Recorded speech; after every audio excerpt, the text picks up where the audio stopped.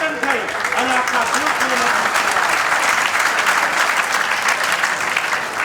આટલા બધા કાર્યોની વચ્ચે આ યુવાનને ફરી એકવાર યાદ કરવાનું મન થાય. આ રૂપેશભાઈ ભલે આચાર્ય મહારાજ કહે છે કે તું એકલા હાથે આટલું સંભાળે, એકલા હાથે હું ન કરી શકું. આ બધા મહાત્માઓ અલગ અલગ જગ્યાએથી ભર તડકામાં ઉધાર કરી આજના પ્રસંગને દીપાવવા આવ્યા છે.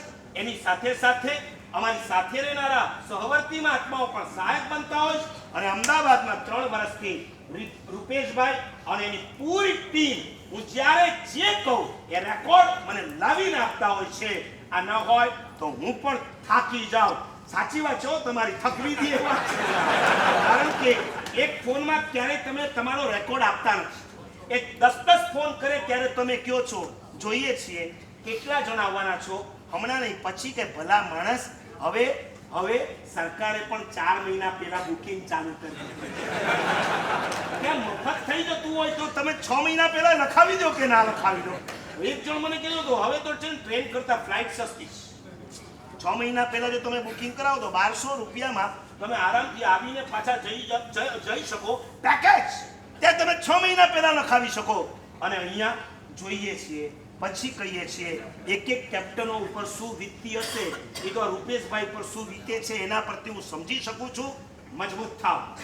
આ 1 વર્ષમાં 1 વખત તમને બોલાવું છું એટલા જ માટે તમારી બેટરી ચાર્જ થઈ જાય. મહારાષ્ટ્રના જયસિંહપુર વાળા હતા ને બપોરે, એ જતા કહી ગયા સાહેબ અમને ખબર નહીં આવો સરસ માહોલ હોય છે, હવે આવતી વખતે 4 નહીં 14 ને લઈને આવશું. અને એ લોકો જો આટલે દૂર તમે વિચાર કરો કોલ્હાપુરથી માણસ ક્યારે નીકળે અને એ મુંબઈ થઈને છેક અહીંયા આવવું એટલે કેટલું અઘરું કહેવાય. અને છતાં ઉત્સાહથી આવે છે. અને અમારા સુરત વાળા બચારા 5 કલાક ભરૂચમાં અટકી ગયા. મેં કીધું તમારે તો વિહારની આદત છે, ઉતરી જવાનું.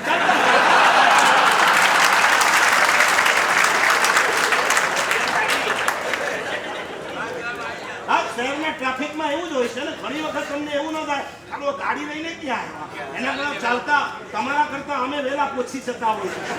અને હવે આવા બધા ડે આવવાના જ છે, અલગ અલગ ડે આવે છે ને. હમણાં હૈદરાબાદની અંદર એક ડે મનાવ્યો, નો 4-વ્હીલર ડે. નો 4-વ્હીલર. દુનિયા આખી જાગી રહી છે. હવે 4-વ્હીલર નહીં જોઈએ, હવે 2-વ્હીલર નહીં જોઈએ. હવે જમાનો વોકિંગનો આવી રહ્યો છે. ખાલી મોર્નિંગ વોકનો નહીં, આખા દિવસની અંદર વોકિંગનો જમાનો આવી રહ્યો છે. એવા સમયમાં સરકારે પણ આપણી પાસે ઝૂકવું પડશે અને આપણા ચાલતા સાધુ સંતો અને પદયાત્રાળુઓ માટે અલગથી પગદંડી આજે નહીં તો 10 વર્ષે પણ આપણને આનું પરિણામ મળશે. અને ખાસ એના માટે હું ગાંધીનગર ગયો હતો.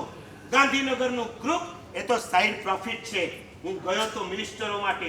અને વિજય રૂપાણી જો સ્થાનકવાસી જૈન રાજકોટના છે, 1 કલાક વિજય રૂપાણીની સાથે અમે મીટિંગ કરી. અને એના પછી મને 2 બાહેધરી આપીશ. નંબર 1, જે જગ્યા પર એક્સિડન્ટના સ્પોટ હોય મારા સભીના નામ આપો, એ સ્થાન બતાવો.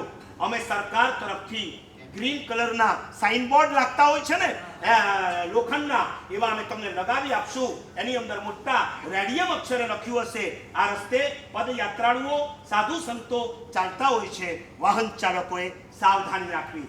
અને બીજી વાત મેં એમને મૂકીશ, મને 3 જગ્યા અમદાવાદથી પાલીતાણા, અમદાવાદથી શંખેશ્વર અને મુંબઈથી અમદાવાદ, આ 3 જગ્યા પર મને સાઈડની અંદર પગદંડી આજ નહીં તો કાલ તમારે બનાવી આપવી પડશે. ત્યારે એમણે બહુ ખુલ્લા કીધું મહારાજ સાહેબ સરકાર પાસે પૈસો જ નથી.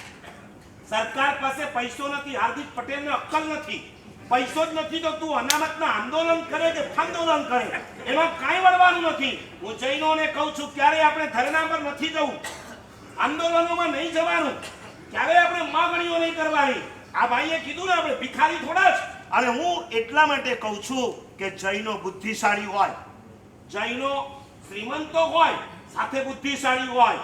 એક પિક્ચરમાં આવ્યા વગર પાછલા બારણેથી એવું કામ કરી લે કોઈને ખબર પણ ના પડે. જૈનો જો ધરણાઓ કરશે, જૈનો જો આંદોલનો કરશે, સરકારની આંખમાં જૈનો ફણાની જેમ ખૂંચશે. જૈનો ક્યારે આંદોલન ન કરે એ હાર્દિક પટેલને તૈયાર કરી એની પાસે કરાવે.